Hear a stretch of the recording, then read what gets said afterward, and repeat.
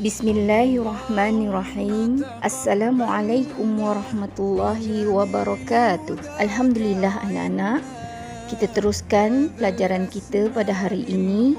Mata pelajaran Munakahat Darjah Khas bertajuk Nusyuz. Anak-anak boleh lihat dan baca objektif kita pada hari ini. Sering saja aku tersungkur, pilu rasa dibelenggu. Di waktu senangku tak pernah sekali bersyukur, semuanya jadi debu. Anak-anak, bagi pasangan yang telah mendirikan rumah tangga, pastinya berharap untuk mencapai kebahagiaan hidup bersama di dunia dan akhirat. Tapi ada kalanya tidak semudah yang disangka.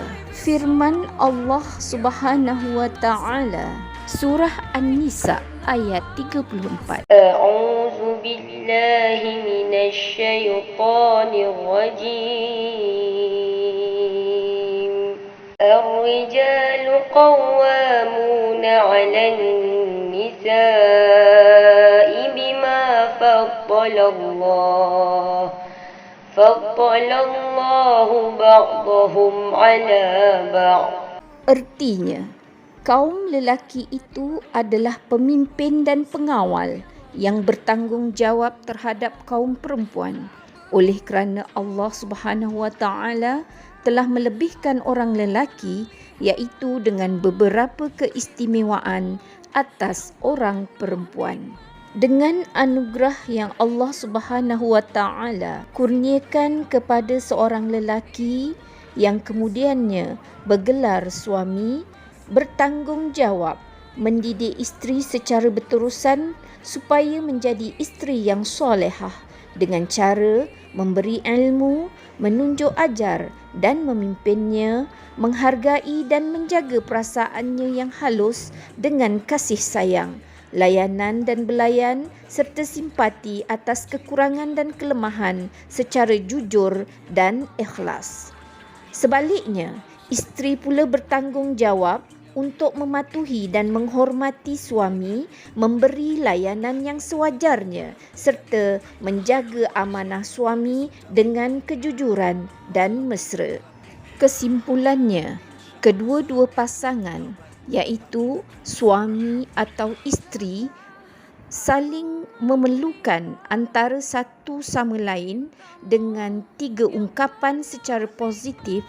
Pertamanya, saling berhubung. Kedua, saling bergantung. Ketiga, saling bertindak. Berbagai cabaran dan ujian perlu bijak dihadapi, terutama apabila berlakunya perkara negatif sehingga sampai ke peringkat seorang isteri itu nusyuz. Anak-anak yang dirahmati Allah sekalian, apa pengertian nusyuz? Nusyuz artinya isteri yang engkar perintah suami atas alasan yang tidak boleh diterima dan tidak mengikut hukum syarak, iaitu peraturan undang-undang yang telah ditetapkan oleh Islam. Bagaimana cara berlakunya nusyuz? Anak-anak, nusyuz boleh berlaku dengan 2 cara. Yang pertama dengan perkataan dan yang kedua dengan perbuatan. Contoh dengan perkataan seperti meninggi suara, menengking, mengherdik, bercakap kasar, tidak sopan dan sebagainya. Manakala cara dengan perbuatan seperti seorang isteri itu curang atau ada hubungan dengan lelaki lain, keluar rumah tanpa izin dan sebagainya. Anak-anak, suami secara adilnya, jika punca nusyuz adalah daripada kesalahan, kelemahan atau kelalaian suami sendiri, maka suami hendaklah mengakui dengan ikhlas dan meminta maaf kepada isteri. Jika sebaliknya isteri menjadi punca nusyuz, suami perlu bersikap positif untuk menyelesaikan masalah dan bukan semata-mata mencari kesalahan. Suami perlu bersabar, bertenang, meneliti dengan saksama dan bertindak dengan bijak mengikut garis panduan syarak. Antaranya suami wajib memberi nasihat berulang kali dengan cara yang baik, logik, penuh prihatin dan terbuka, di samping tidak menafikan kehadiran dan kelebihan serta kebaikan seorang isteri. Sekiranya suami tidak berupaya, dia boleh mendapatkan khidmat nasihat pihak ketiga yang boleh diterima dan dihormati oleh isteri seperti ahli keluarga yang lebih tua, orang yang berpengalaman dan disegani serta dihormati oleh isteri.